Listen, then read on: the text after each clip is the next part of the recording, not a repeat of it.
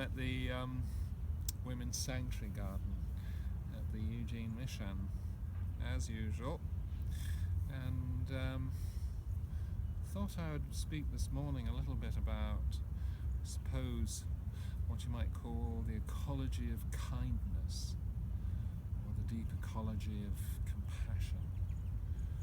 Or who knows, compassion is an co-evolutionary phenomenon.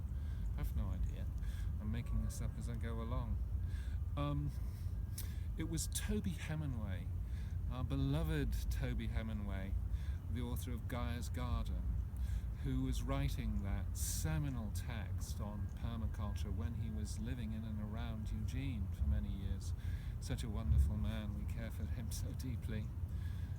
And it was Toby who first really put words on the observation that he was noticing among fellow permaculturists, this common refrain that was growing up, that as regenerative designers, is that when we put the right elements into a landscape in relationships that are reasonably thoughtful and intelligent, that endeavor to mirror the way nature's patterns work, when we do that and we get it halfway right, what we find is that nature begins to move in and fills in the spaces between those elements with microbial relationships, with pollinator relationships, with mycological relationships, and so on and so forth. And that essentially what we find happening is that the web of life begins to constellate, coalesce in earnest around our efforts, around our conscious efforts to birth an organism, a living, complete organism. And that you find that after 3 or 4 years, if you're getting it halfway right, that the landscape will suddenly click. Toby used to write in a secular voice, but it was interesting hearing him say is that it was as though a spirit had entered a landscape. And all of a sudden, our gardens click into almost like a form of overdrive. Naturalness has crossed a certain threshold, at which point gardens explode with life and diversity. And, needs be said, beauty. In a sense, beauty, we can think of it as evidenced of the sort of highest integral constellation of relationships coming together in deep, functional, synergistic ways. We see it happening here at this garden. I remember you work with the poor, you don't get much support, and you're typically working with little in the way of resources. And we moved into this totally devastated landscape 4 years ago, and there weren't many of us, and we didn't really have much in the way of help. So for the first few years, the landscape looked as beaten up, and that's a reflection of the way the larger culture views our efforts.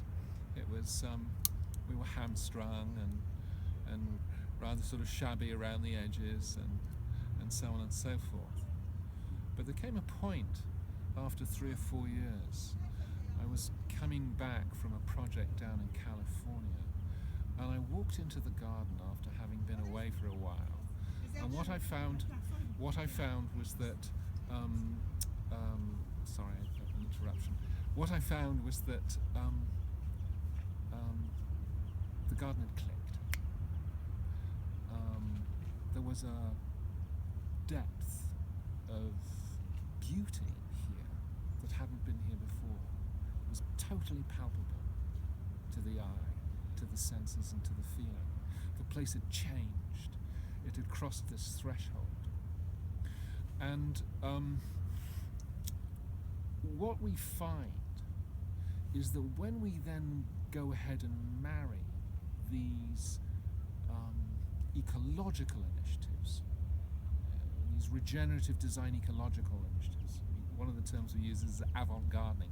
When we marry these avant-gardening initiatives to avant-garde social projects, what we find is that these two essential realms of the natural world, we are of the natural world. When we marry these two essential realms of the natural world, the more than human and human, as gardeners in these synergistic combinations, that the impact, the shift, can be utterly extraordinary in terms of these miracling points of natural processes, red-blooded and green-blooded, coming together in these synergies. And it was so sweet as I was coming into the garden at that point, for example, I was seeing that women residents were beginning to use this space right here, in fact, to celebrate ritual over the deaths of one of their sisters.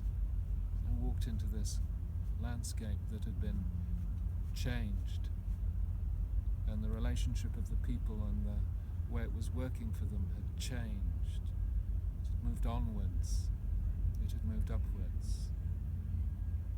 I think it was Rumi who said that our defects, our wounds, are where the greatest glories are manifested.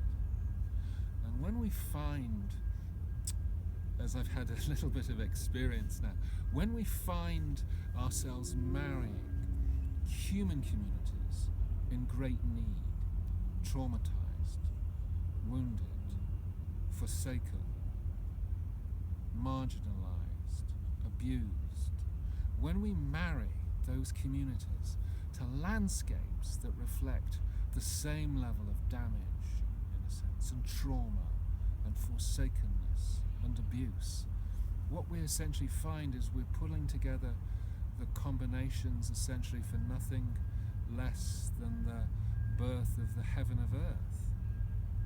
It's precisely at these points where human needs and the earth needs are most concretely come together that we find the miracling points most potentized, most enlivened, and most blessed. This is what it is to create sanctuary here and now in this realm of existence, peace in this our time.